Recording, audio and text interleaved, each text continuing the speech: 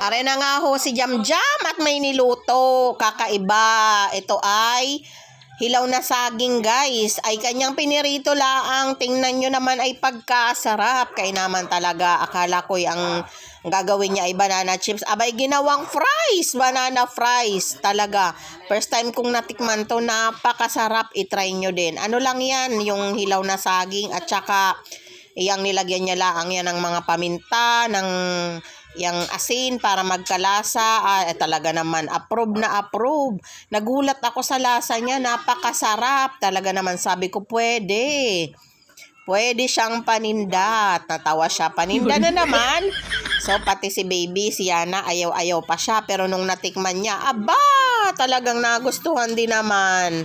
I-try nyo to. Healthy to para sa mga anak natin, hindi yung price na nabibili.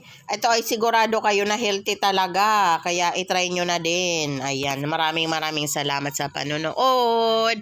God bless us all. At naway ma-try nyo din to. Bye!